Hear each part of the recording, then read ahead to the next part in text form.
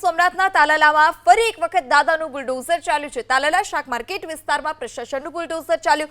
ટ્રાફિકને નડતરરૂપ થતા તમામ ગેરકાયદે જે દબાણ હતા તે દૂર કરવામાં આવ્યા। ચુસ્ત પોલીસ બંદોબસ્ત વચ્ચે ગેરકાયદે દબાણ પર દાદાનું બુલડોઝર ચાલ્યું છે।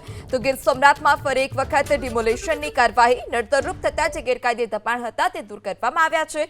જે શાક માર્કેટ વિસ્તાર હતો તે શાક માર્કેટ વિસ્તારમાં પ્રશાસને બુલડોઝર ફેરવી દીધું। ટ્રાફિકની સમસ્યા વારંવાર થતી હતી અને ટ્રાફિકની સમસ્યાને જેટલા પણ નડતરરૂપ દબાણ હતા તે નડતરરૂપ દબાણ તોડી પાડવામાં આવ્યા છે।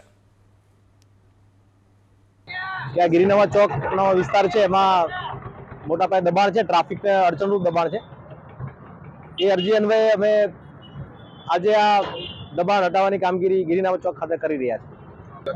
આ અગાઉ આપણે એને નોટિસ આપી હતી અને સમય મર્યાદા બાદ આપણે એને જે જાણ કરેલી હતી એમાં એ લોકો સ્વૈચ્છિક રીતે અત્યારે દબાણ હટાવી રહ્યા છે અને આ દબાણ હટી જાય બાદમાં એ ફેન્સિંગ કરીને ચોક બનાવવાનું આયોજન નગરપાલિકા જનરલ બોર્ડે કરવામાં આવેલ છે। આ અમે અમારી રીતે તો ડિમોલિશ કરી રહ્યા છીએ, પણ સ્વયંભૂ રીતે પબ્લિક સહકાર આપીને એ હટાવી રહ્યા છે।